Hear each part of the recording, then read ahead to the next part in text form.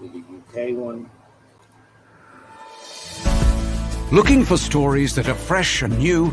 Dark fantasy, humor, space exploration, time travel, cyberpunk, alternate history, and more. They're in the L. Ron Hubbard Presents Writers of the Future anthology from 24 award-winning authors and illustrators, plus art and writing tips and bonus stories. L. Ron Hubbard Presents Writers of the Future. Buy your copy at galaxypress.com, Amazon, or wherever books are sold. Cyberpunk.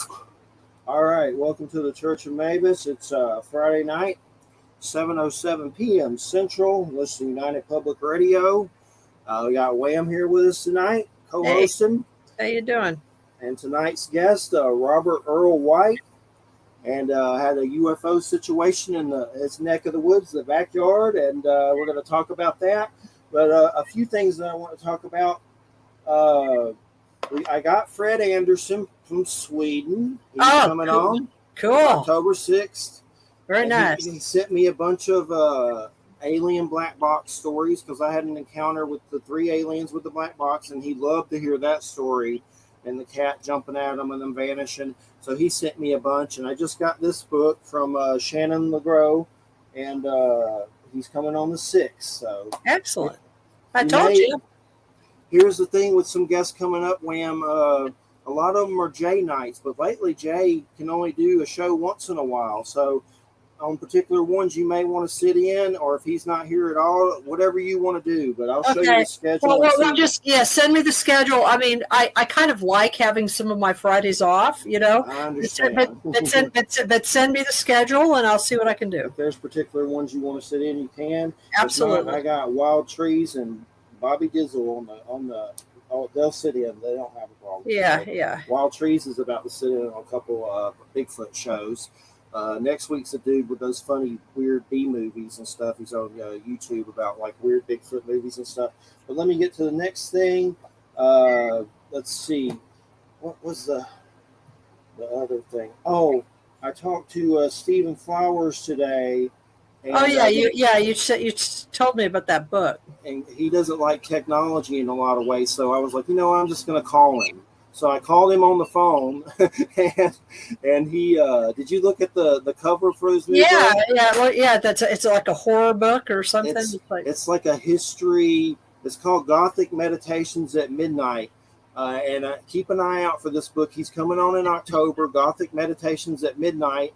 And I'll just read the little blurb or whatever. Gothic Meditations at Midnight is part memoir, part history of classic horror and science fiction films. Most of it offers unique, esoteric, and interpretive takes on these films. And it ranges from Dracula to Nosferatu to Phantom of the Opera. And it's just him breaking this stuff down and some of the occult symbolism that's in a lot of this stuff. That sounds fun. And Edgar Allan Poe. And there's all kinds of stuff. H.P. Lovecraft in it. But that's going to be a good one. And one more thing, and we'll get started. There's a guy, and I want you to, if you can, check out AM Inc. Publishing. And that's AMInkPublishing.com. He may be giving us our final guest for October because, I always make Halloween crazy. And this guy puts out books with, like biographies that authors write with stars who play people like Jason from Friday the 13th. Like there's a Kane Hodder biography or whatever. What is it? Autobiography if it's about you, or I get it mixed up. But it's if you've written it, then it's an autobiography. Okay. If somebody's written it about you, then it's a biography. I think they're biographies, but everyone's involved. But another weird one that's coming out, the guy that played Leatherface in Texas Chainsaw Massacre has a biography. Gunnar Hansen, I believe is his name. But he's basically going to come on, and I told him you can have that date and do whatever you want with it. So it should be a good one for sure, a weird one, that's for sure. So I like to keep the horror going for Halloween. Yeah, for Halloween. And we mostly do paranormal, but sometimes we have like I've had Joe R. Lansdale on about Weird West, which is like horror Western. He's like the granddaddy of all that stuff. Yeah. A lot of it. So we like to get weird too. We always get weird, but Robert Earl White, it's great to have you here, and I want to hear your story and share it with everybody. And it definitely sounds very, very fascinating. How would you like to begin? I really appreciate coming on, especially being down in Louisiana. The last time I went down there after Hurricane Katrina hit, my church group, I was about 16, 17 years old. I went down to New Orleans, Biloxi, Mississippi. I paid for other people to go down. I went there, worked until I got blisters on my hand, helping people that lost everything, and the insurance companies weren't helping anyone after that horrible hurricane. But I just want to say, after going down there, seeing these people with absolutely nothing and seeing the light and love just coming out of them, some strong people down there. And since then, I've had such appreciation and an understanding of the good-hearted people down there that, they care a lot more than just physical material. They're good-hearted, people in tune with the universe, caring for one another. And a big shout out to everyone down in Louisiana. So with that being said, a little bit about me before I get into my UFO crash story that happened in 1991. I grew up here in South Jersey, across from Delaware. I got the Delaware River, Delaware Bay, in between New Jersey and Delaware. That's right about where I am, in the very bottom part of the state. It's nothing like North Jersey. We have nothing, no cell phone service. I grew up hunting, muskrat, growing vegetables. We would go out in the creeks and get muskrat traps, all that stuff. So a real country style living. And a lot of people think of New Jersey, they think of like Jersey Shore. Trust me when I say that's not where I come from by any means. I grew up. Sounds like Georgia. That's where I'm from. I've had friends from North Carolina. They come up and they go, "Whoa." They come to the area. They're like, this reminds me of, Alabama. A lot of people around here call it the Alabama of South Jersey. Maybe you Louisianians will get a kick out of that joke right there. But we're pretty backwoods people. And, but yeah, I grew up here, single mother, moved around a lot, lived in every town, in every county, whatever. Later on, I became a pastor, and then I was in a professional heavy metal Christian band. We got signed, toured all around the country. The band was called I Am History. Our album was Visions on CI Records, coming from Lancaster. I went to Bible college in Gettysburg, the Gettysburg Master's Commission, became a youth minister and a pastor. But my main thing was my band. In later years, started going into church. A lot of things happen and different doors opened up, and I found myself living in the Middle East for 2 years, teaching English, studying Islam, and learning about Sufism. And once I started studying that, with my Christian background and studying the Quran and all that, obviously I already knew the Pentateuch. I studied Judaism. I've studied Mayan. I'm also Native American on my father's side, so I have my culture's belief of the Abenaki, or in French, Abenaki tribe of New England and Quebec in Canada. My great-grandfather and many other ancestors were chiefs of the tribe. And I've tried to learn as much as I can. I've done a lot of things. After being an English teacher in Turkey and Samsun on the Black Sea, directly south of Crimea, when Russia took over Crimea, I was living over in Turkey. That was happening in my backyard. My house was right there on the Black Sea. No one said anything. My family here in America had no idea what is going on. And with that being said, it's just shocking. It's such a big deal now because I was over there saying, what's going on? I had a lot of Russian friends, a lot of Ukrainian friends that came to Turkey to live and work. And I love all people. People are wonderful. Governments, they're all the same as well. I prefer people over governments any single day. Wonderful people. I can't say the same for the governments, but I really got to see a different side of the world, being in the Middle East, learning that culture, and living in Mesopotamia, seeing sites far beyond Göbekli Tepe. I've been there, and so many other ancient sites in Turkey, places that are 12,000 years old or older, the birthplace of Abraham, etc. It's just insane, the ancient civilization of the Hittite. I lived in like their capital, Hatashua, in their language. And it was like a lost empire that wasn't rediscovered until like the late 60s. So there's so much history over there, especially biblical history, and just going over there, being one with the people, seeing their love, connecting with them. It was absolutely amazing. I came back to America. Things weren't as I thought they would be. This was around 2015, 2016. I was over in Turkey for 2 years. I came back. I got a job. I was a warehouse manager for a commercial door and frame company. And for 6 years, I was doing that.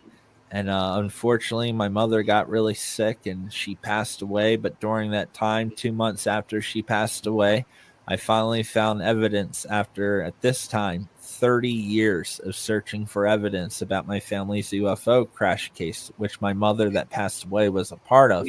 I finally found the evidence. It took me 30 years, but my entire life, my mother and I, we would talk about it. I would tell close personal friends, never went public because I didn't have the evidence.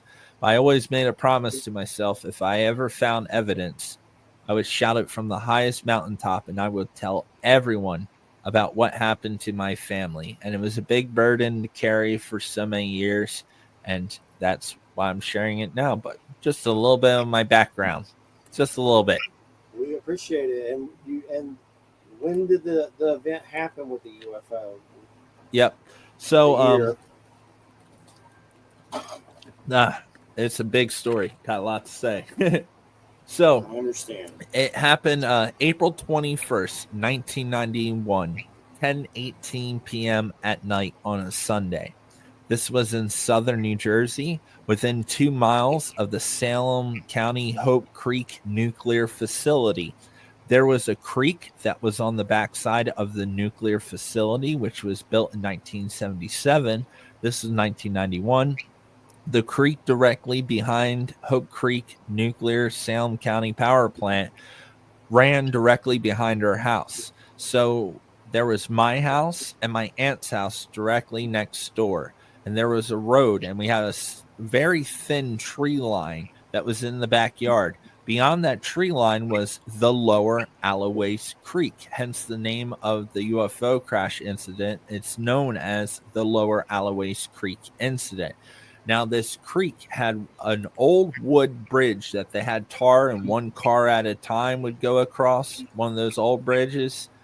There was that bridge, and it was a road, and on the left side of the road coming from our house, it was nothing but foxtails. You know that, being from, Louisiana has a lot of foxtails and cattails, I think you call them down there. I'm not sure the name. And I'm looking at the MUFON case you sent me, the paperwork now. I'm going. Oh, yeah. Yeah, so it was really marshy, a lot of mud. Like if you walked out there, even if you had waders on, you would sink right into the mud. And it was a pretty wide creek, about 25 foot to 30 foot wide creek, especially where the bridge was. And they built the bridge at one of the points that is a little bit more narrow. The rest of it's very wide. So this is where this all went down, directly behind our house, April 21st, 1991, Sunday night at 10:18 p.m. My aunt that lived directly next door, my Aunt Booty, she was 38-year-old single mother. She was getting ready for bed in the upstairs of her house, and she went into the bathroom. And as she was using the bathroom in her second story, looking out her bathroom window, above the tree line behind her house, about a telephone pole or two above the tree line, there was a very long triangular craft, not a perfect triangle by any means. It was a very long, almost kind of like a spade. It was very thin and very long. It wasn't your standard triangle. It wasn't a perfect triangle, not TR3B for everyone out there that may be into this stuff. This was very different. On the tips of it, there was 3 blue lights. And in the center of it, there was a blinding white light. The material of it looked black, almost like a meteorite. It looked like a rock more so than a smooth down finished metal material that we would expect to see from like our rockets or our aircraft. It seemed very natural and organic, like it was made out of some black material. Now, the cloud coverage and obtaining documentation, the cloud coverage this night was 1,200 foot. It was raining the night of this incident. So to let everyone know, people say, how low was this thing? Like I said, it was a telephone pole or two above the tree line. We were looking at it on a 45. The cloud coverage was 1,200 foot, so it was definitely under 1,200 feet towards the ground. It was much lower than that. That's just where the clouds were, and we wouldn't have been able to see it if it was above the clouds. So my aunt sees this craft just hovering there. It's the size of a very large black helicopter. If you've ever seen a military helicopter up close, they're actually pretty big, like the big black ones. Imagine kind of that size from our perspective, and it was pretty big. Okay. My aunt sees this craft just hovering there above the tree line, completely silent, no sound coming from it. And the only reason we knew it was triangular was because of the 3 blue lights that were on the tips of it. And that white light that was in the center, it was unlike any white light we've ever seen. It was more like a plasma, is the closest thing I could describe to anyone. I've never seen a light like it, but that's just my educated guess on what this possibly could have been. So my aunt goes back into her bedroom, 1991, before smartphones and all that. She picks up the landline off of her next to her bedstand, calls my mom next door, who was watching a Phillies Cardinal baseball game with 2 of her girlfriends. My mom was 22 at the time, single mother, and she was with 2 of her friends. They were fairly young as well. One was a little older, but they were out the night before and they were just hanging in and watching the baseball game. So my mom hears the phone ringing, and my mother, she goes to the kitchen where we had our house phone on the wall, and our kitchen was in the back of the house facing towards the direction of this craft. So my mother picks up the phone, and it's my aunt next door, and she says, Beth Ann, there's something in the backyard just hovering there. Look. And my mom shouts really loud, oh my God, what is it? At this point, my mom's 2 girlfriends hear the commotion of my mom freaking out, saying, oh my God, what is it? They get up, and what do young girls do? What is it? You know, all the commotion when there's something going on in a small country town. Everyone's knows, they know everything that's going on. So the 2 girls go running through the house screaming, what is it? At this point, I was upstairs on my bed, and my bed was towards the back of the house. I had a window in the center of my bed, and if I stood up on my bed, I could actually see out the window. And I heard the commotion and all the adults running towards the back. So I saw this too, but no one wants to believe a 3.5-year-old child. I was 3.5 years old when this happened. I was just at that age where you start to comprehend things. And I cannot tell you the kind of damage this story kind of left on me. It really confused the crap out of me. No doubt about it. But so I saw this as well, but I'm going to tell it from the adults' perspectives. I was a kid. Just to be fair, I'm a guy that stands behind evidence and not fantastical stories. I'm not here to sell entertainment or to make a Hollywood movie or write a book. I'm just here to let people know what's really going on. So with that being said, my mother, her 2 girlfriends, I'm watching this, the neighbor next door. Later on, there was multiple police reports. 2 other callers called and reported seeing this. And about an hour north, around 2 o'clock in the afternoon, there was another police report of someone seeing the same object, 2 o'clock in the afternoon, when the crash happened at 10:18 p.m. So there are multiple police reports. I've recovered all this information, military transcripts, everything. This is legit. This is a real UFO crash story. So we're all watching this, all right? We're all watching it, trying to figure out what it is. How could something that big sit there so still? With a helicopter, they call it the leaf factor, where something kind of sways like a fallen leaf. You know what I mean? Yes. When it's hovering there, like when a helicopter hovers there, it's not perfectly still. There's a little this thing was perfectly still, like eerie. Like it's abnormal to see something so large, so big, completely silent, just there as like unnaturally still. I don't know if I could hold my hand that still, unlike any sort of aircraft we've ever seen. The whole incident took place around 5 to 6 minutes. to give everyone a time frame, as we're watching this, all of a sudden, number one question a lot of people are probably going to ask or comment or whatever is, if this is a UFO and these advanced beings coming from other parts of the universe, how could they have crafts that would come all the way to Earth and then just crash?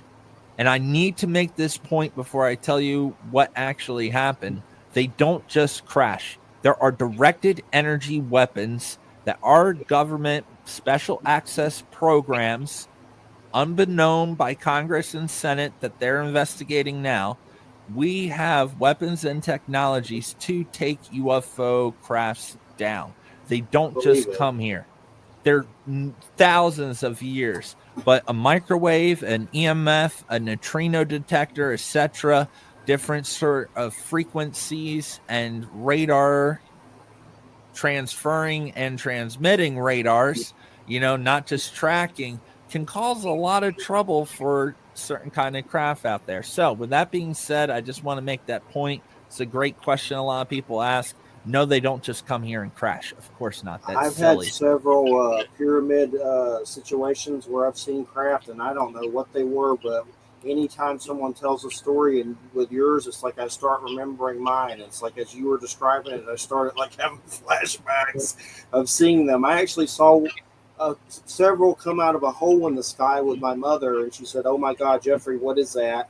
It was like a portal, and several came out of it. This was in Georgia. And then another time I saw one over some power lines with a friend, and a white light came out of it towards us. And I swear I don't remember anything else. He doesn't remember it at all. I remember it plain as day. But I understand with the pyramid crap, but I don't know what they were. It could be ET, could be Black Ops. I don't know. I just don't know. But I'm going to need you to come on the show, my show sometime, because one of the things I love about what you're saying you don't know. And the fact you're saying that, I actually believe you, because the people I've talked that have actually encountered these things, we don't have explanations. The frauds, the phonies, the storytellers, they'll write books on this thing, and they'll tell you it was this alien or that or this or that. And I've found the most credible people, when they really see something for real like you did, we really don't understand. And by no means do I understand what I saw or what I'm seeing today. But I really want to hear more about that. That's wow. I'm going to have you on the show. But to get back to the story, so we're watching this craft, and all of a sudden, I said there was 1,200-foot clouds in the sky. And as we're watching this, a beam of light or a ball of light, I don't know if it was a beam or a ball of light. It happened within a second. It came down onto this elongated triangular craft, and the second, almost like a second before it hit, it happened all simultaneously. But before it hit, red and orange sparks started shooting out the side of this craft. Then all of a sudden, it exploded right behind our house. The outskirts of the craft exploded like a normal aircraft would explode. Trajectory probably going 150 yards to 300 yards. The explosion was so large, and at the 45, we were watching this craft. I explain it to people, when you see fireworks for the first time and you think the fireworks going to hit you, but you don't get hit by fireworks, but you're watching it, you're like, oh, I'm going to get hit, but the pieces don't hit you. Yeah. That's basically what it happened to us. We were flinching. We thought our house was going to get hit with debris. It didn't happen, but we thought it was. And more importantly, the core. Remember that white light I told you in the center of the craft? The outskirts of the craft exploded like a normal aircraft. That core, that bright white light, it actually sucked itself onto itself, and then what was ever remaining of that core after it sucked itself into itself shot directly down to the ground.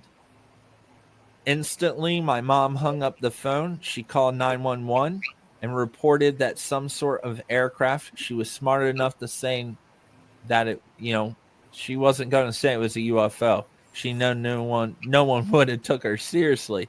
She just, as far as we were concerned, some sort of aircraft just exploded behind her house. Someone had to perish in an explosion like that. We were terrified. We were shaken up. All of us that witnessed this, multiple witnesses, she called 911. And what happened after that has been known as the Lower Alloways Creek incident. And after that 911 call, that's when stuff, we thought the scary part was seeing a craft explode. That's not the scary part. So what? There's Who things showed worse. Who showed up to this thing? There had to be. It was a military and God knows what. Exactly. So before I tell you what happened at my house, let me tell you what actually happened at the crash scene. It was 10:18 at night. By time certain individuals came to our house to question us and to threaten my family, to say it was a helicopter, etc. There was other stuff going on at the actual crash site. My family never left our house. It was raining. It was late at night. There was no street lights. We stayed at our house. My mother was on the phone around 2 a.m. to about 5 a.m. talking to 4 search and rescue helicopters. It's a lot of taxpayer money, just saying, for a hoax or something that's not real. But I want to tell you exactly what happened at the actual crash site, and then I will briefly go over what my family went through at our house after my mom made the 911 call. All right. That's what we want to hear it. I love this because it's unique. I mean, a lot of times people come on and they tell cases, but this is like a crazy X-Files episode in your backyard. So and also, now that you mention it, X-Files came out in 1993. My story's 1991. The movie Men in Black came out in 1997 or 96. And when I tell the whole story, you're going to hear some preconditioning terminology that kind of says a lot for those movies and things coming out about this story. This is like a real life X-Files. So at the actual crash site, after me finding evidence, released it, I had my cousin was the fire chief of the town. Okay. As firefighters, by the time they got the call, it was a Sunday night. They didn't get to the site until like 35 to 40 minutes after my mom made the 911 call. The firehouse was far away. It was a Sunday night. They all had to get to the fire station, get the gear on, get the truck up and running, and had a good 15-minute, 20-minute drive to get to the crash site. So we just lived out in the middle of nowhere. So that's how it went. As they were approaching the scene, they're in a fire truck, and it's my cousin Calvin Hill. He was the chief of the fire squad at the time, and I believe 1 or 2 other guys in the truck with them. And as they're coming up, and as I said, there was marsh on the left of the road heading to this old bridge, this old wooden bridge with iron around it, 1 car at a time. As they were heading up in the marsh and the foxtails, cattails, they saw gouges and damage in the marsh, but no signs of fire, no smoke or anything like that. And once they got closer to that bridge, they saw a Coast Guard cutter boat. It turns out that the Coast Guard, Gloucester County Coast Guard, they patrolled the waterways near the nuclear plant. And if there was any sort of incursion around the nuclear plant, the Gloucester County Coast Guard was in control of controlling the waterways. And this object crashed on technically a waterway, the Lower Alloways Creek. So the firefighters were pulling up. They saw the gouges and the destruction kind of going in the marsh. Once they got closer, they saw a Coast Guard cutter boat sitting in the creek, and there was an armed Coast Guard gentleman on the road, armed, and he flagged down the firefighters, and my uncle, he popped his head out the fire truck window, and he was like, "Hey, what's going on?" And the Coast Guard said the situation is under control, and he ordered them to turn back around. What the firefighters also saw on the marsh closer to the water near the bridge, there was a massive, like 50-foot tarp that was over the marshland, a massive black tarp that was laid out over the marsh. Okay. They didn't question it. They went back to the firehouse, and we didn't have any liquor stores in our town. We didn't have a diner. We didn't have a mini mart or a grocery store. We had nothing. So all the young folk hanging out at the firehouse, because they were always on call, it was the popular hangout. And there was 2 other women that were at that firehouse. After the firefighters got back, they went there and they were telling these 2 women that reached out to me and gave me incredible information, mind-blowing stuff. But they heard the firefighters saying, well, that was weird. And they said the same thing I just told all of you. And the one girl, she's curious. These are country bumpkins. You guys know how it goes in the country. We're all up at, we're nib shitters. We just look for everything. We're all up in other people's business. We got to know everything. So these 2 very curious girls, the first girl gets in her car and she drives to the site. This would have been, the firefighters got there around 35 minutes after. So by the time this first girl got there, this would have been around 50 minutes to almost an hour by the time she got there to see. So about, 50 minutes to an hour after my mom made the 911 call. She gets there. At this point, they have the road closed. To this day, the road is still closed and the bridge is still shut down. It shut down in 1991 after this crash. It's still closed today. Little side note. But she gets there, there's a sign there saying road closed, and she looks down and she sees a tree cutting service truck, a local tree cutting service, not a military, not some like secret special project tree cutting service, just a standard tree cutting service truck there removing trees in the area. And she goes back and she delivers what she just saw. She said, they were removing trees. And once again, the firefighters and the second girl that was there were really intrigued, wanting to know more what was going on. So the second girl, she gets in her car. At this point, she's getting there around like maybe an hour and 30 minutes, maybe more, after the first call was made about the UFO crash. As she got there to the road closed sign, she saw orange lights flashing, and there was a black flatbed truck, not military, just a plain flatbed truck. And on the back of the flatbed truck, there was black tarped objects on the back of the flatbed. This would have put this around, anywhere from 12:40 to almost 1 o'clock. Okay, just to give you a time frame when everything was said and done, which kind of suggests to see the flatbed with tarp materials on it. It seemed like they got the site cleared within 2 hours, which, my personal opinion, that's impossible with no street lights, raining, dark, and nighttime. I have no doubt that there was no way they could have got every single piece. I just think they got that core part that I told you that shot straight down. I think that's what they were really trying to collect. I know for a fact, and I've been trying to tell teams and investigators that have the right equipment due to the environment, I know there's still debris out there, and I would love to get a serious team to find some larger chunks, because there's no way they cleaned it up. And as I said, my mom was on the phone around 2 a.m. to 5 a.m. Talking to search and rescue helicopters. The problem is, once the search and rescue helicopters got there, the site has already been cleared. Now, that's what I know and what I've documented at the actual crash site. What happened at our house is even stranger. So, my mom made the 911 call about 10-15 minutes later. Our police come. Police come to the door. Where, what, and when.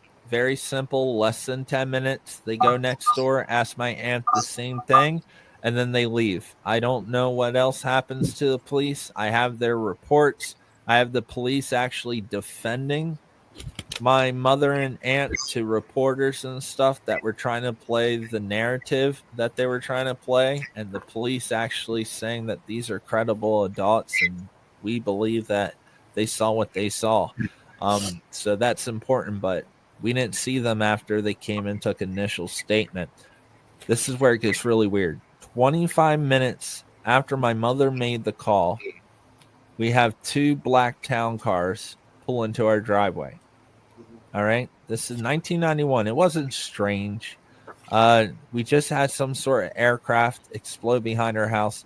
Of course, the government is going to want to know what's going on. Like, we expected government officials to come there, and, we expected it. We just had some sort of aircraft explode behind our house. That don't happen every day. So they come there. Now, the strange part was, I told you, it took 40 minutes for the firefighters to get to the actual crash site. And the people in the car, one of them was from Dover Air Force Base, which was across the river. You have to go all the way up north, go over the Delaware Bridge, then go all the way south to get to Dover. It's about like an hour and 20-minute drive going fast. The closest town next to where we live was a 20-minute drive. So this kind of tells me that Dover Air Force Base, my aunt just saw this thing hovering there. I do not know how long this craft was hovering behind my house. It could have been there 20 minutes, could have been there for an hour, it could have been there for 3 hours for all we could have known. We just saw the last 6 minutes of it before it exploded. So they could have already been en route, and how they would get to my house, any government official for that matter, even if it was New Jersey's government officials, there's no way they could have got to my house that quick. So that allows me to know that they already had this thing on radars because it was so close to the nuclear plant, and they were monitoring what this strange object was. So these 2 black cars pull into our driveway. They out the one car, 2 men wearing black suits, black hat, no sunglasses. Yes, they looked human. This is before Men in Black and X-Files. We didn't know what those things were. They came up, and out of the other car, there was a gentleman dressed in clear Air Force attire, little badges, clearly Air Force. I remember it quite well. It was the first time I ever got to see someone in military uniform. It really stuck with me to see that uniform. And I was actually in junior ROTC myself once I got older, so really struck an interest, stuck with me. But I saw them come up to the door. My mom let them in, not thinking anything. They come inside our house through the kitchen into the living room. We had a little sofa and a coffee table, and the 2 men wearing the black suits stood in front of the coffee table, and the gentleman in the Air Force went off to the side of the room. And the 2 men in black suits asked my mother and her 2 girlfriends to sit down on the couch, and they did. And the men in the black suits, which something I got to say, something really strange, they never asked my mom, these 2 girls, they never asked what they saw. This is where the story gets absolutely insane. I know how crazy it sounds. It don't make no sense. I get it. But this is just what happened. The 2 men in black, call them what they are, pull out a notepad and a pencil. And they look at my mom and her 2 girlfriends back in 1991. Country folk, very religious. Jesus, Jesus, Jesus. Backwoods country folk, very spiritual people, not UFO wackadoos or fanatics or nothing like that. Very spiritual, religious people. They look at my mom and her 2 friends and say, "Can you draw 3 different kinds of extraterrestrials?" With this notepad and pencil. And my mom's 2 girlfriends started cracking up hysterically, saying, "What a bunch of BS, what a bunch of nonsense. This is baloney. What's going on? What are these UFO investigators? Like, what, like, that's what they thought, even though there was a guy from the Air Force standing right there, they just, it was 1991. They couldn't comprehend it, so they're cracking up, and my mom just kind of remained silent. At this point, by the time they got there, it was almost like 10:50 at night. It was getting later. They were all out hanging out the night before until like 4 a.m. They were beat.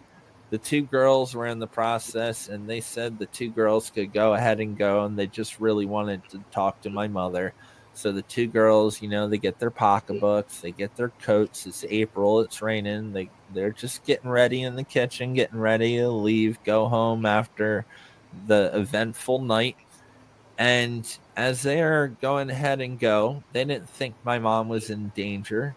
They didn't, why would they think that? We just saw something crash. We didn't do anything, like it wasn't even in our mind. But after they left, my mom actually began to draw 3 different kinds of extraterrestrials. How my mom knew what they were, how my mom knew how to draw them, I honestly have no idea, no clue. It was strange. It was weird. After my mom drew these 3 different kind of extraterrestrials, keep in mind, my mom was like the worst artist you would ever meet. They were chicken scratch, like one step above stick figures, honestly.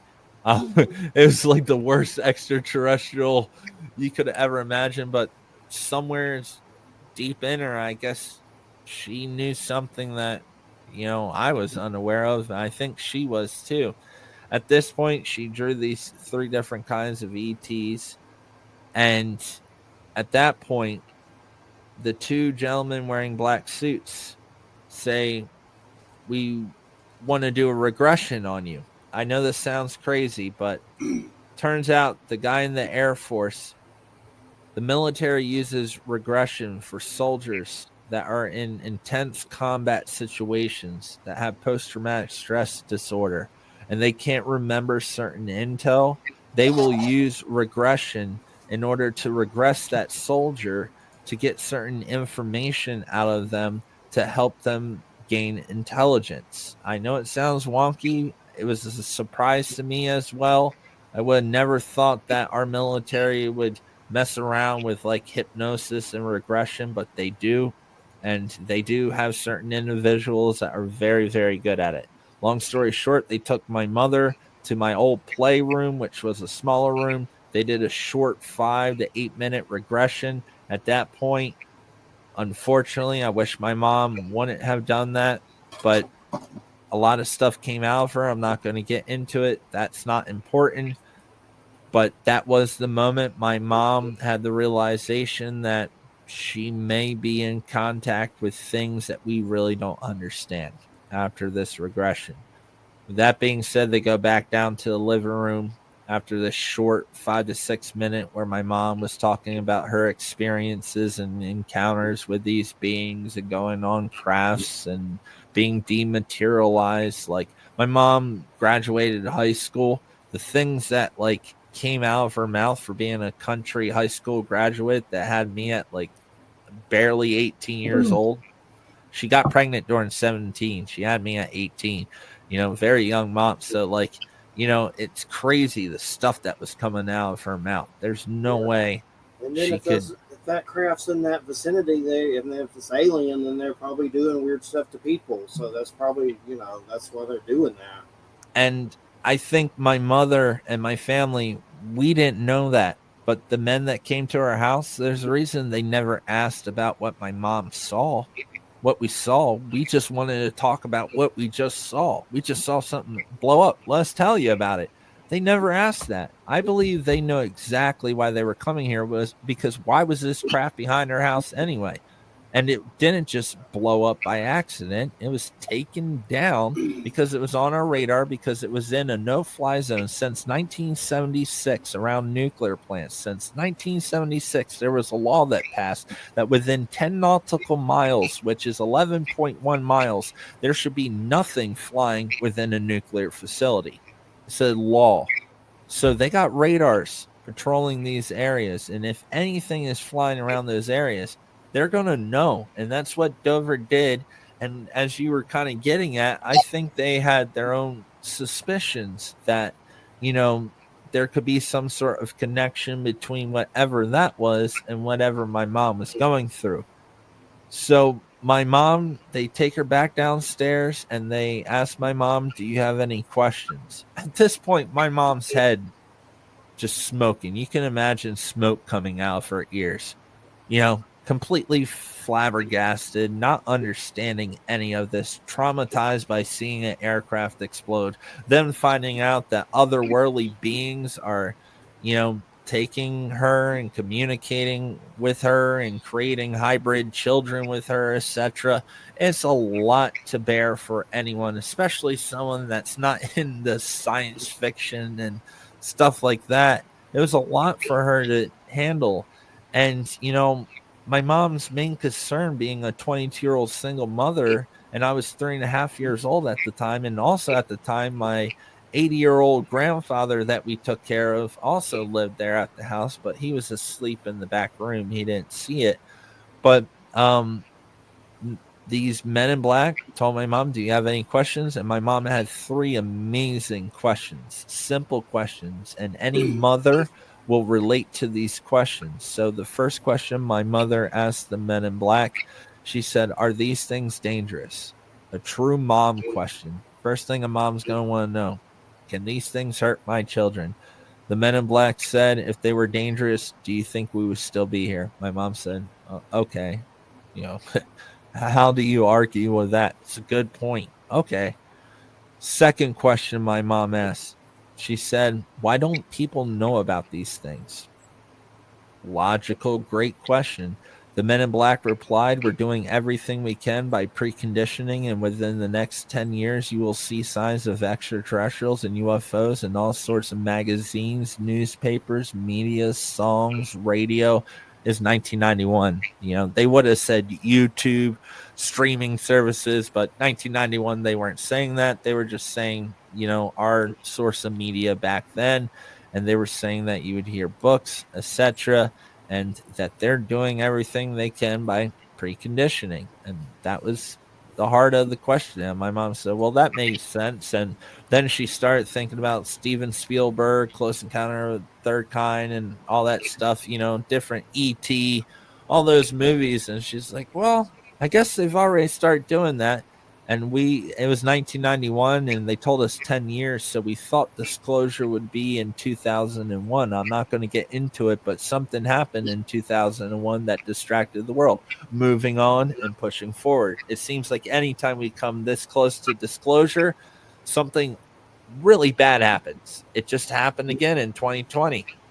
Something really bad happened in the world right at the time they were releasing the UAP footage in the Pentagon.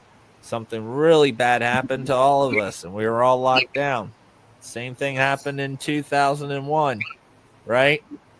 Big distractions. Every single time true disclosure will come, there will be a distraction greater, because these reverse technologies are more valuable than anything on this planet, and they know it, and they'll do anything and release anything and distract people with anything to keep this stuff buried in special access black programs and buried deep.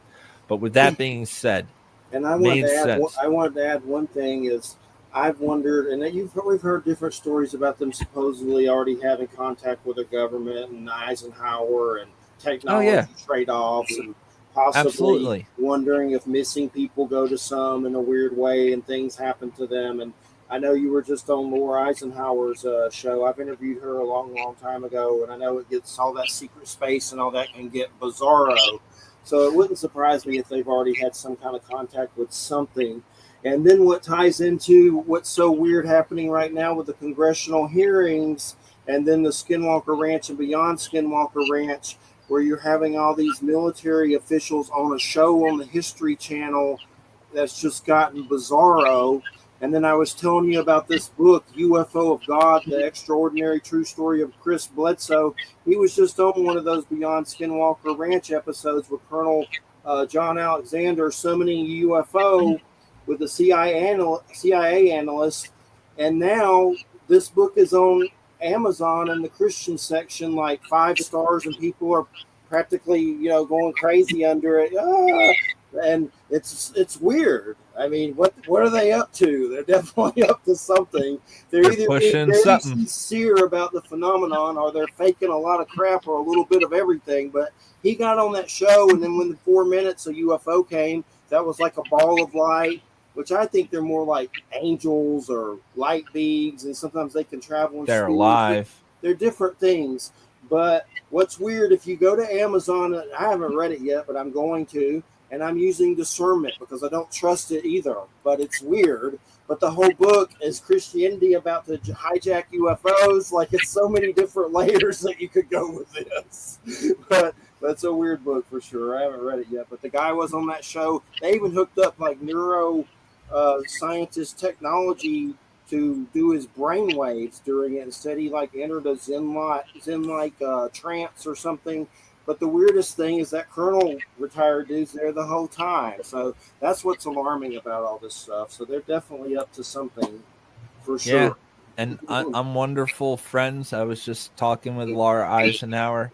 She's wonderful, and I love talking to her, and especially with her great grandfather being Dwight Eisenhower. Holy smokes, the conversations we have behind the scenes off camera. Like, I'm a history buff, so it's the closest thing I can get to talking to that guy, which I was a big fan. But what you're talking about with Skinwalker Ranch, I've recorded about 150 of these light orbs that they're ranting and raving about. Just last night, I recorded 5 of them, posted it up on my Facebook. I didn't even have time to put them on YouTube.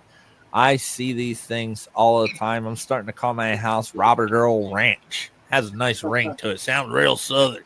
Robert Earl Ranch.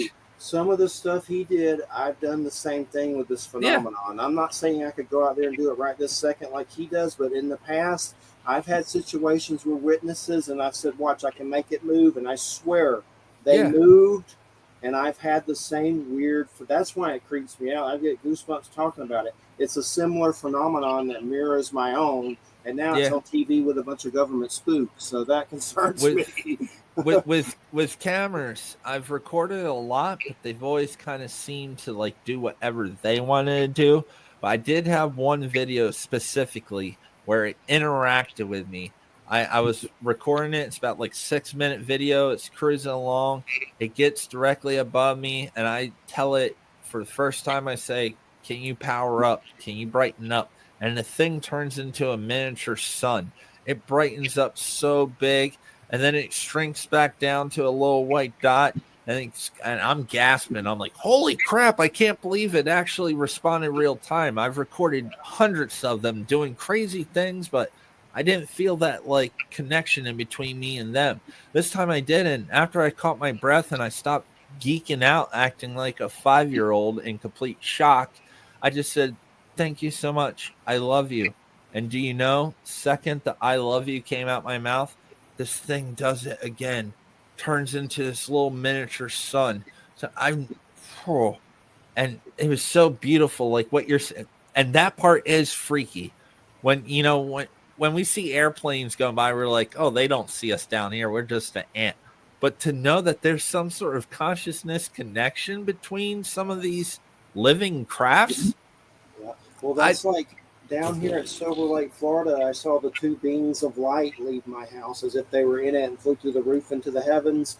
And I was completely sober, and I'll never forget it. But I think they're part of that phenomenon somehow, like they're, I guess, angelic or ET, whatever you want to call them. But those beams of light have something to do.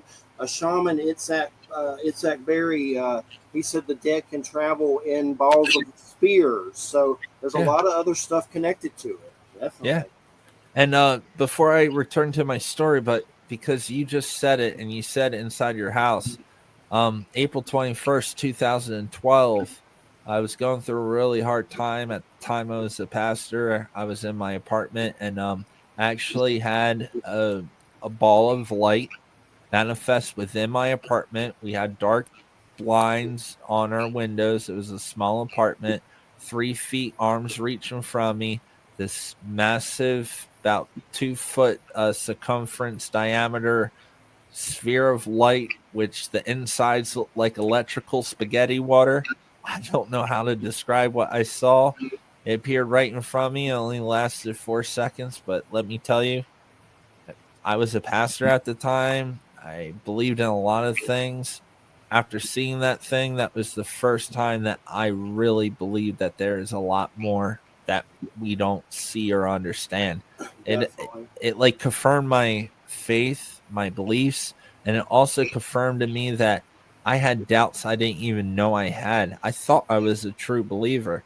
I had no idea until I saw that thing, and I'm like, there's actually like something else going on. Like whatever people call angels or demons or great spirits, my native beliefs. And the interesting why I was bringing this up, because you brought up the natives, many years went on, and I wasn't really raised by my native side of my family. I didn't really know my dad until later years. And I just recently met my dad's sister, and we're Abenaki Native American. And my aunt told me that all the women on that side of the family have seen the same light spirit. They call them great spirits. They don't call them aliens. Don't call them angels or nothing like that. They call them great spirits.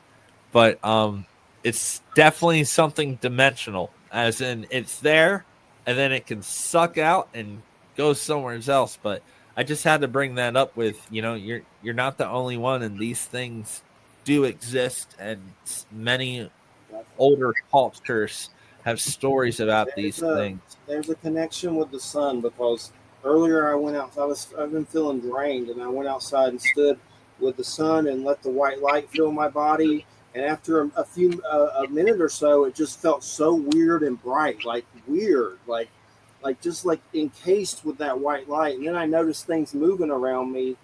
But all this phenomena is definitely connected to the light of the sun, which I guess would be like the source or whatever.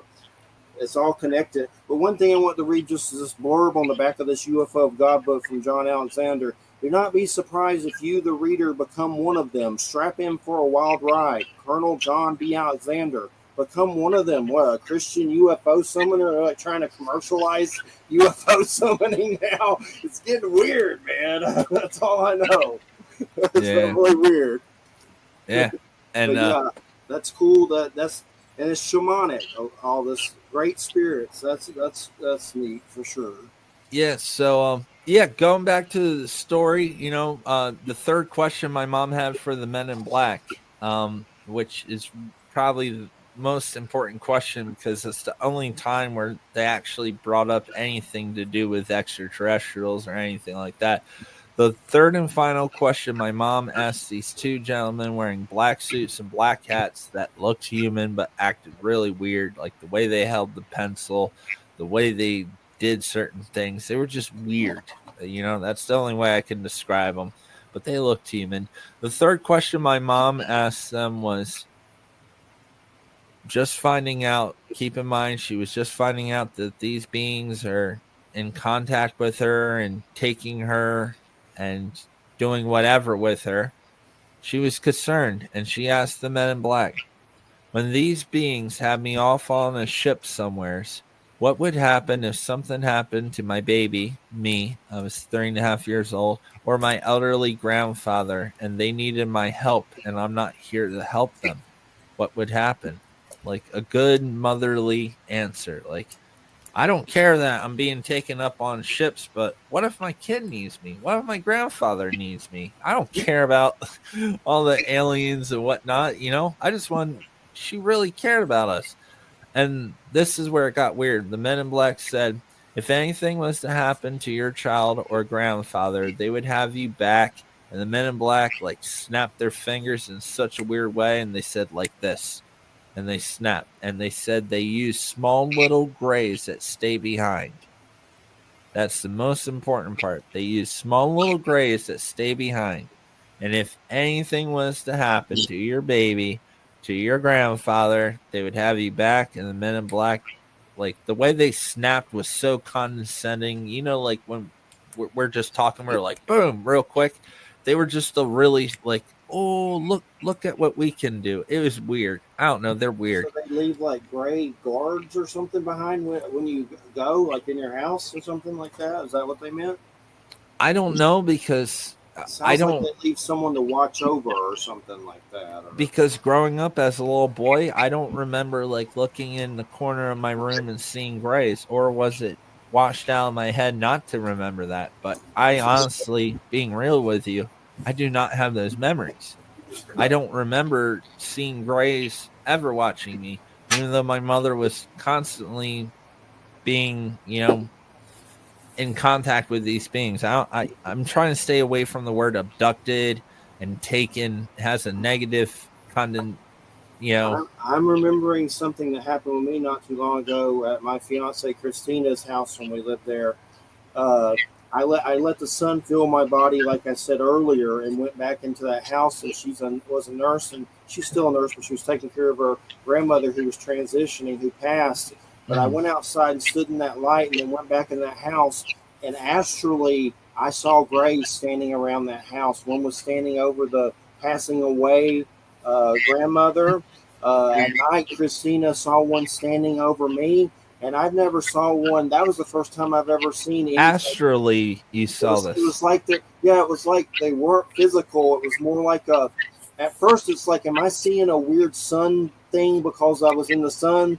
Like a flash from a camera that makes you see weird crap. But then you really look and it has like a humanoid form, like kind of a pink to it.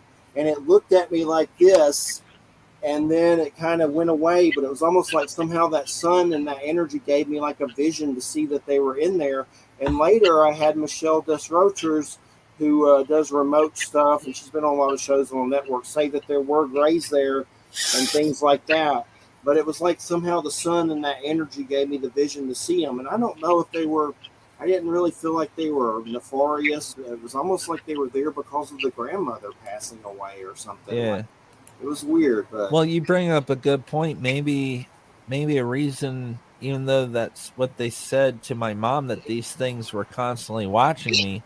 If they were in a higher frequency, a higher vibration, maybe they weren't visible to my physical eye.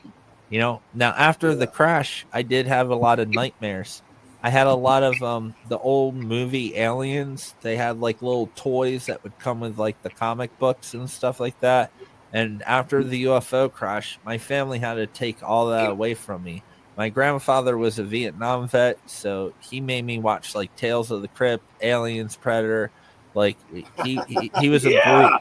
Even when I was like 4 and 5, he didn't care. He's like, boy, you gotta learn. We would go hunting. He's like, get your hands in that deer and pull the guts out. When I was like 4 or 5, like he didn't want me to be afraid of anything.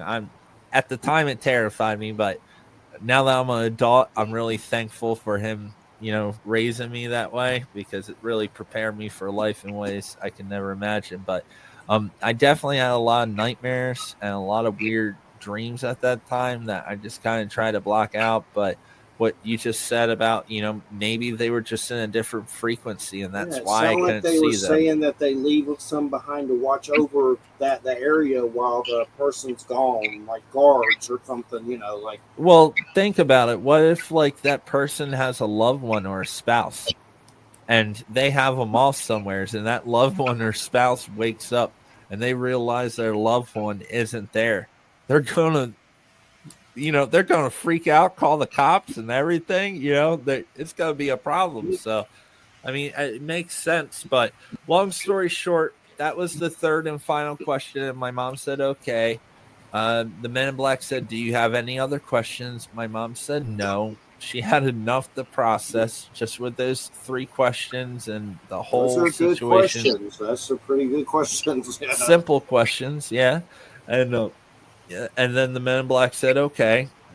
And they said, "Now tomorrow, news agencies, UFO investigators, media outlets, TV shows, media is going to come here. And you will say it was a helicopter, or we will take your son away." My mom said, "Okay, I understand." They left, and we never heard or saw them again. And my mom did exactly as she was told. It's scary.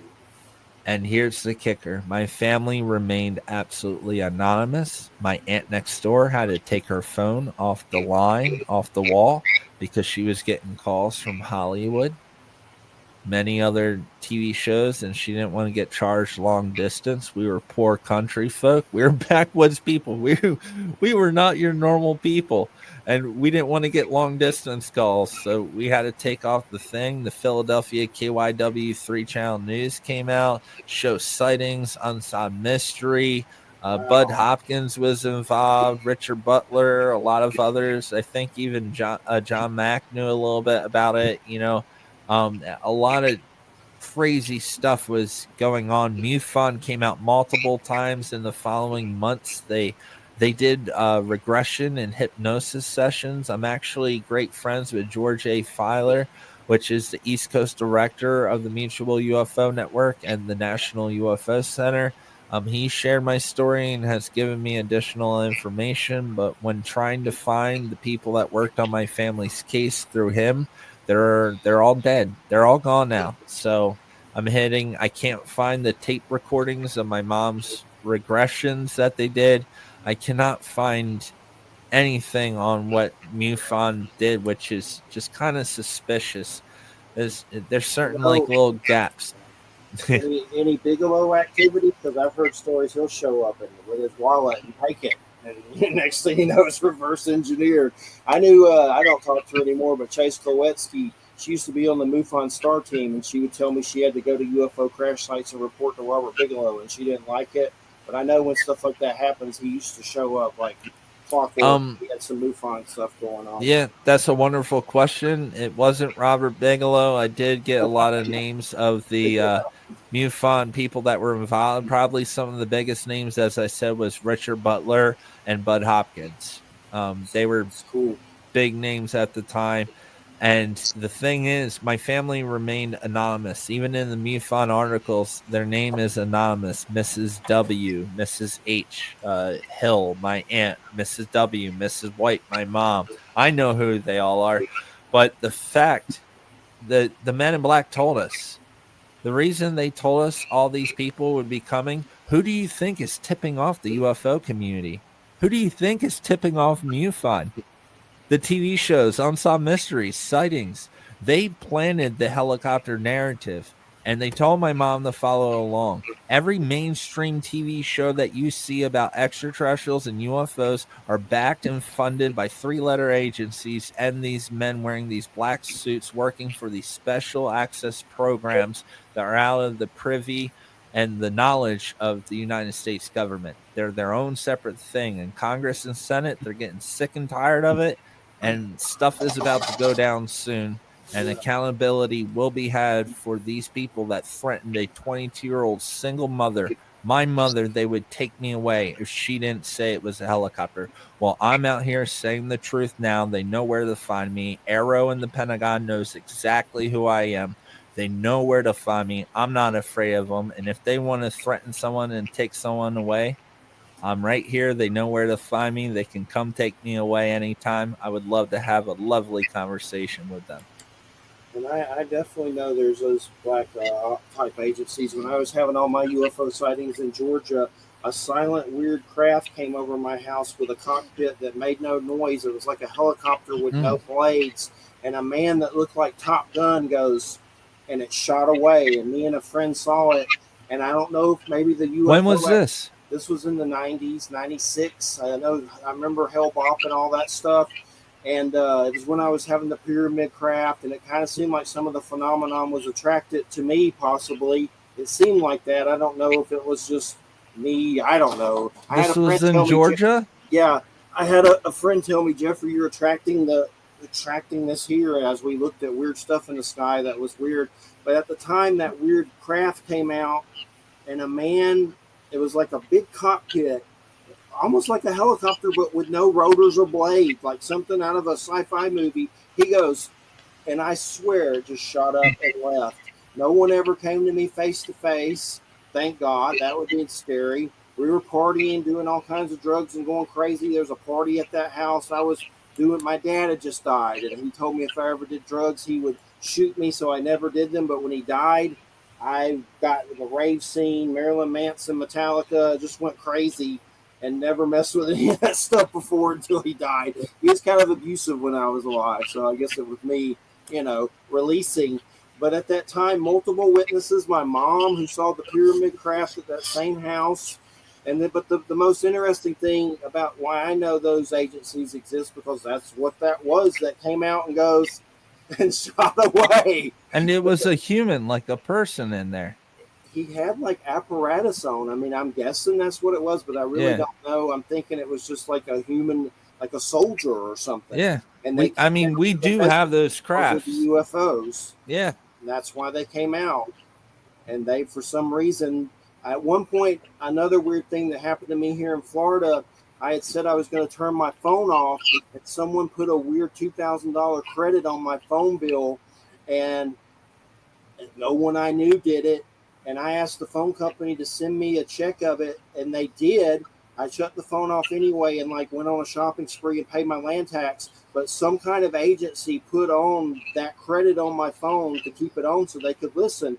And the only thing interesting I was doing was a show and weird UFO shows. So there's definitely those agencies. I know it. Wow.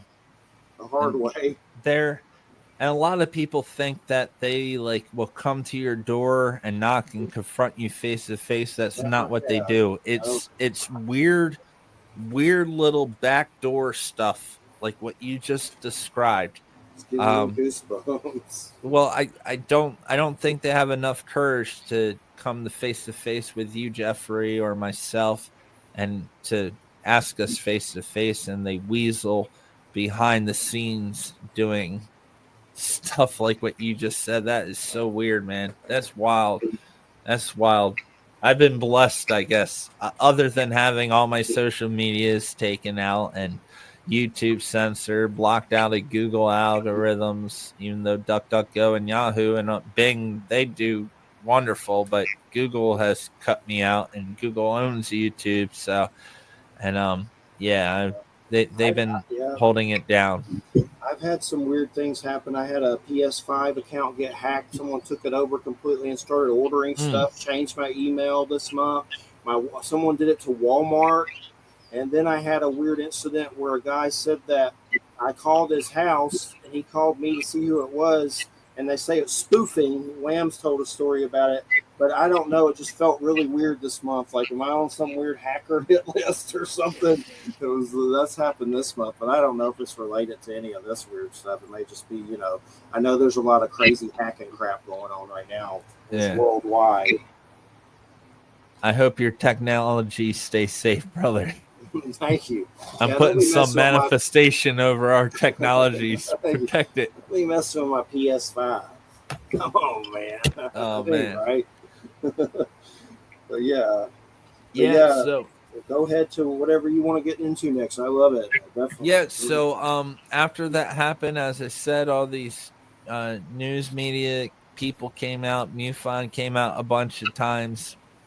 But there's certain weird things with MUFON. For example, they came to the crash site 12 o'clock at night.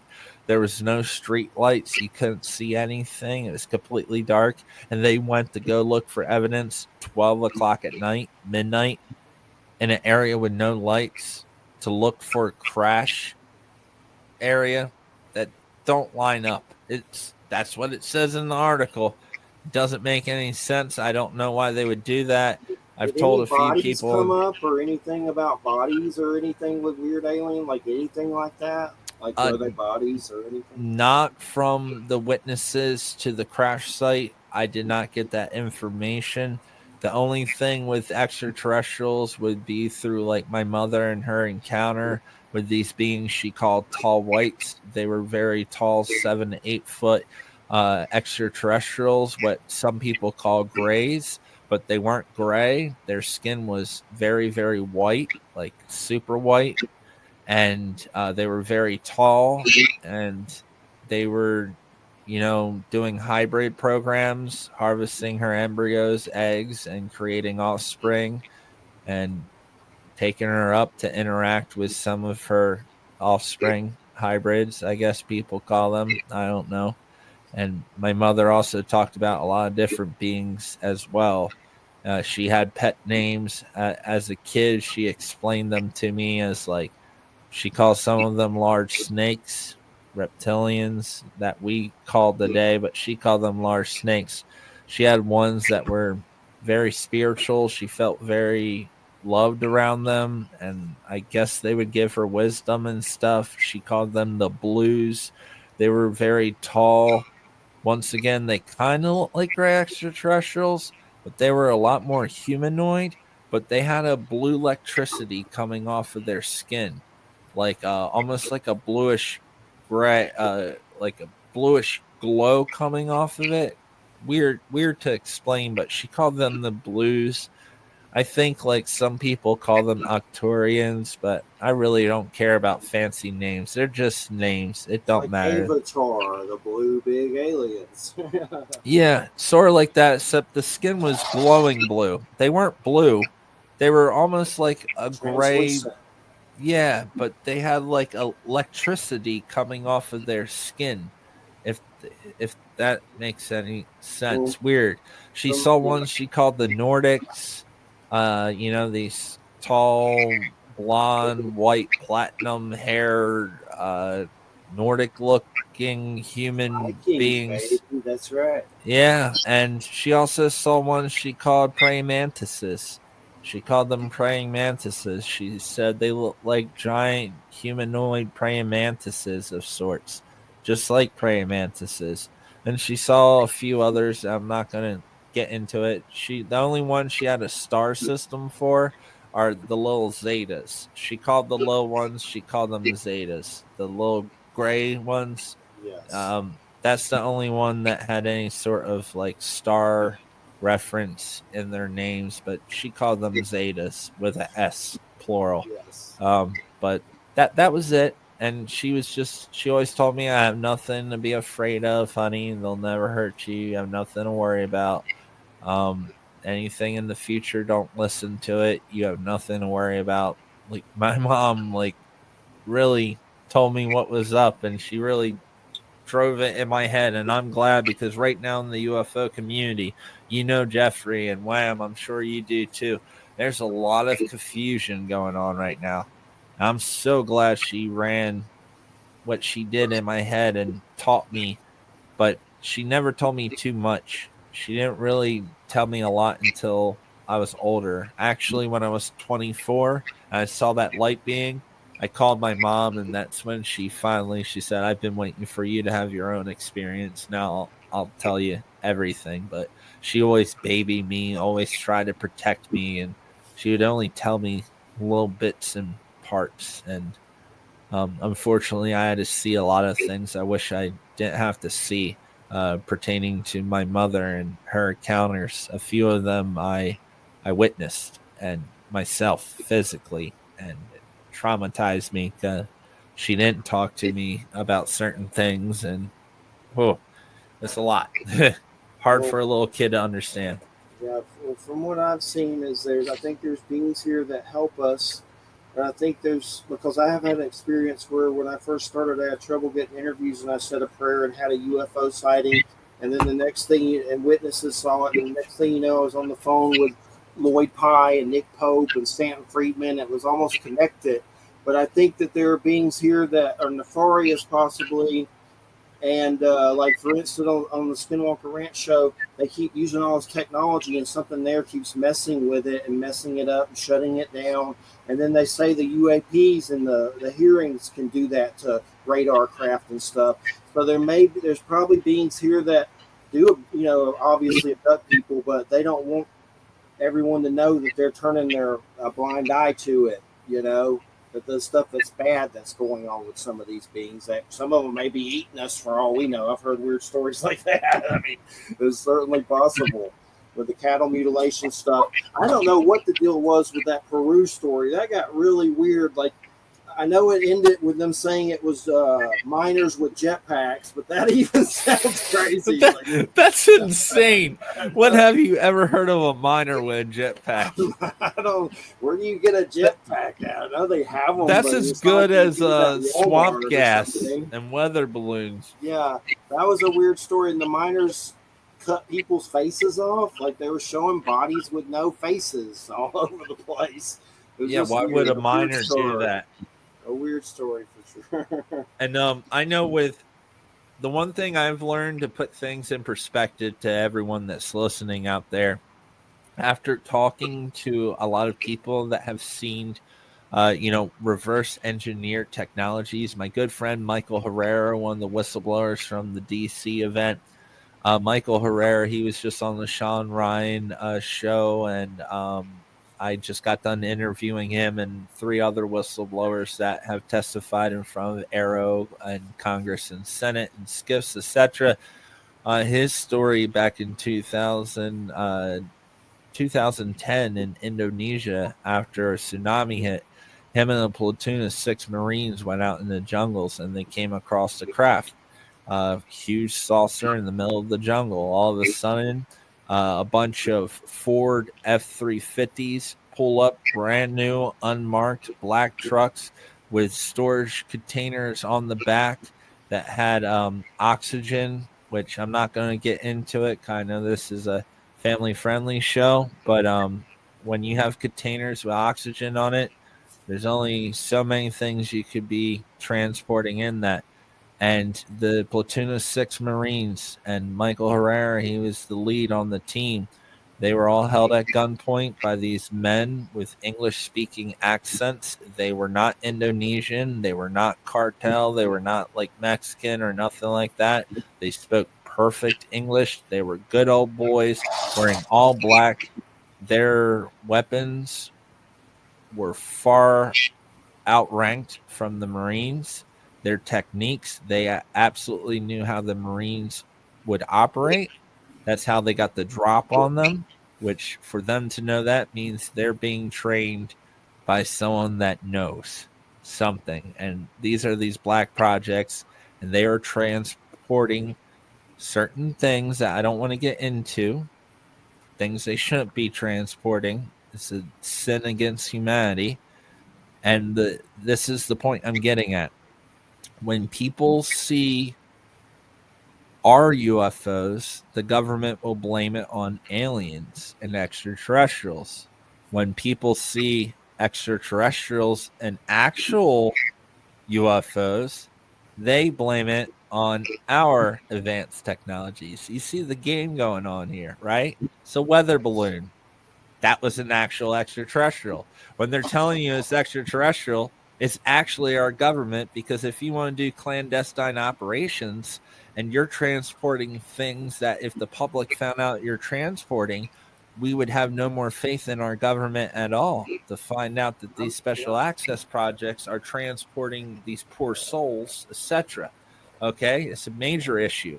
And they're doing it under this disguise of aliens and UFOs. And then when someone does see our reverse technology,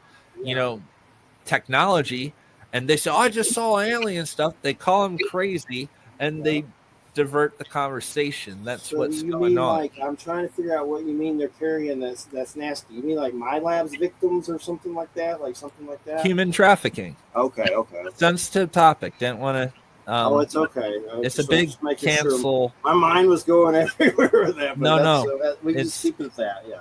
And also because it was a tsunami. Anytime like a great fire in Hawaii, anytime there is a mass catastrophe, they come along and skip up children, because when they go missing, they just blame it on the storm, earthquake, the fire, or whatever. And they can just take whoever they want and blame it on a catastrophe. They did it in Indonesia. They did it in Christchurch, New Zealand. They do it for all natural catastrophes. It's sick. It's wrong. And they use these crafts to do it, because if anyone sees it, they'll just say it was aliens or UFOs. And that's the only time they will say something is extraterrestrial, is when it's actually them. And when it's extraterrestrial, they'll blame it on everything, weather balloons, swamp gas. They'll just come up with any excuse. I remember in the Betty and Barney Hill case where they like saw the aliens were talking like in German or something like that, I think it was. Yeah, isn't that strange? Yeah, that's weird. In America, like that's weird. Secret Nazi space stuff going on there, but that's strange. The Dark Fleet, right? Yeah.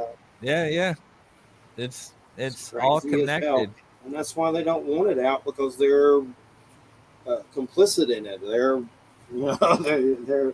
doing it. It's illegal. And it's very valuable technology to have, especially if you're using that technology against a major group of the world's population, and they're unaware of these technologies. It would become a very useful tool. Could you imagine if Wham, Jeffrey, or I, if we had these technologies and no one knew they existed, the things we could do? We could really change and shape a lot of things. Hopefully we won't be buttheads about it and try to help people with those technologies. That's what any good person would do. I would try to like heal my friends that lost a finger or have heart problems, use that technology to heal them. Unfortunately, we know they're not using these technologies to I help would us. harass villagers with my jetpack. I'm just Yeah. All right, Peru guy. Yeah, they're going down there. But yeah, it's insane on so many different levels. This stuff. Yeah. It's just too much. It's sad. It's layered and there's a lot going on, but at the end of the day, I think that's why it's so important. People like myself and like the whistleblowers I work with, we just say what happened. I let people decide whatever they want to believe. I just tell people, and I think the main key takeaways from my UFO crash story, coming from the Men in Black and etc., it's that these special access programs, these individual Men in Black, whatever you want to call them, G-men, they are the ones that provide the narrative. The narrative that was fed to the mainstream was a helicopter crash. And then you know what the Philadelphia News did when they interviewed the family 2 times? They tried to take it from a helicopter crash to a meteorite shower. And it was cloudy and raining that night. And my mom was like, no, meteorites don't just hover there in the sky and explode and crash. But that's the whole trickle down of the mainstream media and how they operate and the What narrative. year was that? Did you say again? What year? 1991? What year? 1991, yes. And that's when in the 90s is when a lot of my pyramid weird stuff, seeing it in the vicinity with witnesses and stuff. So it was a very active year. Actually, April 21st, 1991, there was another UFO incident. Heathrow, I'm probably saying it wrong, over in England. Heathrow Airport. Heathrow, thank you. Heathrow Airport. There was a flight that was coming from Italy to there, and they almost had a collision with a UFO, and it was very well documented. That story pops up more than my story does when you type in April 21st, 1991. Also, my friends Rob and Ben from the Edge of Wonder podcast and stuff, they interviewed me and they did some homework. And there was a picture of a UFO over an ancient structure in Mexico that was taken April 21st, 1991 as well, they found, which was really interesting. That was something I did not know. There was a lot of activity. My good friend Anthony S. Player, he has unidentified S4. He had a triangular UFO encounter in Staten Island back in 1993, I believe. It was a very active time for a lot of things, for sure, no doubt. And it doesn't surprise me to hear that you had those experiences back then, for sure. A lot of mine too. I've seen them over me, and if I've ever been taken or abducted, I don't remember any freaking thing at all. Same. But I've seen them so many times, you have to wonder. Or I've wondered if they work with you astrally or something. Like, I don't know. If I've been taken, I don't remember a damn thing. But there's been many times those things have been right over me, like they're there for you. So a lot of people want me to get hypnotized. I don't really want to. Maybe neither do I. I'm terrified. I'm terrified. I don't trust it. I'm scared of it. And that David Jacobs, Emma Woods thing. Look that up. That'll scare you not to ever want to be hypnotized. Yeah. And I work with a lot of hypnotherapists and regression people that do that, and they're amazing people. You have to really be careful. I tell them there's certain things I want to forget. When you've seen what I've seen, trust me, you want to forget. I don't want to remember. I want to forget. It's been kind of my mission. I don't want to remember more. And not just extraterrestrials and UFOs. We all go through a lot of hard stuff. I know for a fact, we've all had some hard times in our lives and things we wish we could forget. And I do not want to revisit that. I want to focus here and now. Forget the past. I can't change it. I only can focus here and now, move forward, and help others. And that's what it's all about. Definitely. I think it's definitely about raising awareness and consciousness about it. That's a big part of it. For sure. But yeah, that's pretty much the Lower Alloways Creek incident. If anyone's interested, I have a documentary Give us your links and stuff, and yeah, anything you want to link. Yeah, Robert Earl White, Order of Light on YouTube. If you type Robert Earl White, it'll come up, and the first playlist on my page is my UFO crash story. I made a few videos. I also had a former security guard that worked at the nuclear plant in 1977 that witnessed a UFO over the nuclear plant, setting off all the radiation alarms of the plant all the way back in 1977, the same nuclear plant that I was referencing. My story, I got that in there. I talk about Maelstrom Air Force Base as well, the nuclear connection, gamma rays, lightning, nuclear, volcanoes. You will always see UFOs. Gamma rays. I can't say it enough. Are you familiar with Robert Salas? I've interviewed him about that. Oh, he wrote a book about the UFO. Wait, you interviewed him? A long time ago, yeah. Wow. Oh, yeah, Maelstrom Air Force Base. Absolutely, yeah. I know Robert Salas. That's a good one. I interviewed him many moons ago. I have it somewhere. It's on my hard drives, but yeah. And that's why I'm saying, why isn't he speaking in front of the Senate committee hearing? That's the guy that needs to be there.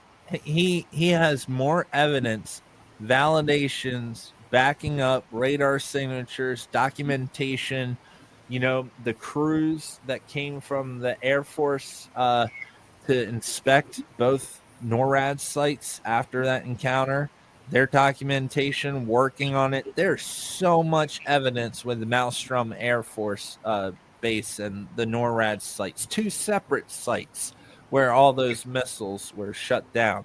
That's a case worth looking into, and they just keep ignoring it to hear secondhand stories from Grushy. Have you ever heard of the Fort Benning case that happened with all the soldiers and stuff in Georgia? Fort Benning, no. Georgia, with John Vasquez. Vasquez, he's passed away now, but you get a chance, look it up. Let me see what I can find. It's Fort Benning, Georgia. UFO case, John Vasquez. He's a friend of mine. Military soldier John Vasquez talks about a bizarre 1977 UFO incident at Fort Benning, Georgia. And basically, he speaks of 1,300 men being mass abducted, of injuries sustained in the battle with the UFO. And this is a famous UFO case that's been around for a while. So here's Kevin Smith, who's passed away. Not the guy that did Clerks, another dude that used to do UFO, but it's a famous thing. There's a book about it and everything, but a whole crazy, like soldiers freaked out wanting their mothers and saw aliens all into space. It almost sounded like psychedelics and psyops or something, but it could be aliens too, all the above. I don't know, but that's an interesting one. Fort Benning, Georgia, UFO case. Do some research and look it up. You'll go down a rabbit hole. And here's a weird thing with him. One day on the phone, he was at the base, and he said he thought someone stuck him with a needle. And he was always in this case up in everybody's crap about it, like investigating and stuff. Joe knows him, Joe Montado, who owns the network. And he told me on the phone he thought someone stuck him with a needle. And then years later, he passed away. But that's a weird case. If you get some X-Files sojourning, that's a weird one. Yeah, for sure. That's pretty famous, but maybe. And not you said that was 1977. Yeah, let me look here again. It's been a while. Yeah, 1977 UFO incident at Fort Benning, Georgia.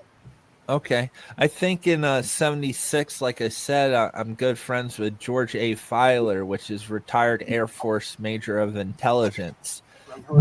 He chased UFOs over England when he was stationed over there, but his job was debriefing higher personnel about extraterrestrials, UFOs, those in the need to know, those that actually had encounters. It wasn't like he was going around saying this, but 1976, here in New Jersey, we have a joint base, and there were certain details of this story I'm about to tell you, and the reason why George was filling me on this information was because there was overlapping things. But 1976 here in New Jersey, there's a joint base. It's Fort Dix Army Base and McGuire Air Force Base. Both bases basically are separated by a single fence, but they're on the same plot of land in the center of Jersey. And two MPs, military police, were in their old Jeep, and they were going through the woods on the outskirts of the thing, and they saw lights flying around. And at one point, they witnessed a small object standing in front of the road, and with their headlights on, they stopped the Jeep, and they got out. And the one MP saw a small being about 3 foot tall, big, large black eyes, slight brown skin, come walking towards him. He freaked. He panicked. He pulled his 9mm, I believe it was. He fired 6 rounds at it, hitting it a few times. The small being took off, and there was a fence that was dividing Fort Dix Army Base from the McGuire Air Force Base and the runway. And this little being, somehow, some way, they were chasing it, and it ran through the fence. Somehow, some way, it just went right through the fence. They had no idea. It fell dead on McGuire Air Force Base right at the end of the runway. At that time, I got to hear stories from other military personnel that were on aircrafts that were landing at the time that being fell dead and was shot. And they had to stay on the plane, but they turned the radios to the MP station to hear what was actually going on. And I got to hear a lot of additional information that hasn't been shared publicly, but this was legit. And Wright-Patterson Air Force Base came out and cleaned it. And the number one thing George A. Filer told me, he said, what struck me with your story that made me really believe you, and I haven't really shared this, after that extraterrestrial was killed, they called out tree cutting services that removed trees. Remember my story about the tree? It's interesting because usually when people shoot at them, it doesn't do anything to them, but you see it go through the fence and then it dies. I guess they kind of phase in and out. It had to be. It had to phase out to get through the fence, but it's almost like it. And the messed up part, like, the being wasn't doing no harm. The MP was terrified and shot out of reaction. The poor thing, I honestly feel bad for it, but I don't know if I should be saying this. In the area that it was seen is where they store nuclear weapons underground that the public shouldn't. I shouldn't even be talking about it right now.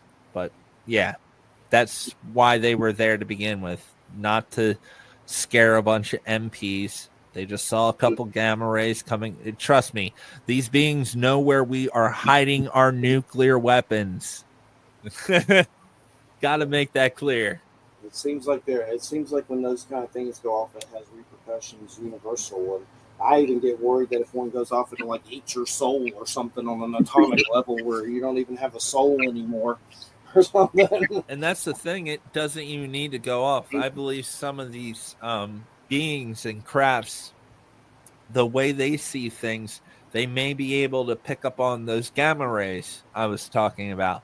And they may, like how we have like thermal and full spectrum cameras, etc. They probably have technologies and certain kind of, cameras, if you will, more advanced than that. But to pick up on certain frequencies and, gamma ray signatures, radiation. On the Skinwalker Ranch show, they keep picking up this 1.6 gigahertz frequency. And that's getting really weird on there. That show is the weirdest crap. If you ever get a chance to see it, everyone, you're like, what the hell is this on TV? It's just getting crazier. Like, they ended the last season saying pretty much they think there's a whole base there and they don't know if it's from an ancient civilization or like a modern military under the ranch. And they're showing thermal scientific technology crap I never heard of and showing it. They can't drill through it. Like, it's just getting crazy. The thing with Skinwalker Ranch, I've been telling everyone since day one, going back to the Bigelow guy, that Robert Bigelow, which I talked to him once. He was a decent guy. He actually he checked out my story. Not much. He just gave a little message, and that was good enough for me. I was like, okay. Well, I mean, I want to nothing. know about Jock Valet on Skinwalker Ranch with Robert Bigelow. I don't know if they've said anything, but I want to know that. Yeah, but the thing with Skinwalker Ranch is, when you have a TV show, if they would just come out and tell you what they already know, they would have only had one episode. They don't want one episode. They want 15, 20 seasons. Therefore, you got to milk it, spoon feed, little bits at a time. Bring out like a real alien on there for everyone or something like that. Well, they could have solved everything in the very first episode and just dug underneath ground and found what was under there. They don't want to do that because they want to milk it out and get as many seasons as they can, showing you the little lights I see flying in the sky all the time and just little this, little that to get 15, 20 seasons in their contract to get paid.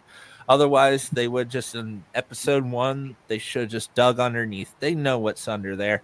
They're just milking it and playing dumb. They all know. They know exactly what's under there. PSYOP or something that you don't know what's the truth and what's not on there. It's definitely so many government officials involved, and just it's definitely spooky whatever's going on with it. Yeah. It's part of their agenda, whatever that is, that ties into these hearings. That Travis guy, that's the main scientist, the astrophysicist or whatever, he used to work on the UAP congressional hearing. He couldn't tell them till the 4th season, and he revealed it, and some of them seemed upset because he had to hide it from them, but now he could tell them. But these congressional hearings, he used to be the chief scientist, I think, with the old Bigelow stuff, and some weird UAP group that was 4 years ago or something, and he couldn't tell them until the fourth season. So that was kind of weird. Yeah. Very suspicious, and it's funny that they're so secretive about ATIP and these other UAP task force and stuff when they're not doing anything anyway. Like, he didn't find anything in doing that is more revealing than what he's done on a show for History Channel. There's a lot of it, though. They don't know what the hell's going on more than anybody else. But if they know that, if they've worked with these bees before, they obviously know some of them may be taking people and doing weird crap to them, and abuse or whatever. It's just so many layers. Yeah, I think we just all want the truth, right? Whatever. Can I agree on that? At this point, yeah. That's all we want. Or some sort of idea or perception of the truth, at least just a little bit. So what's the next phase for you with all this?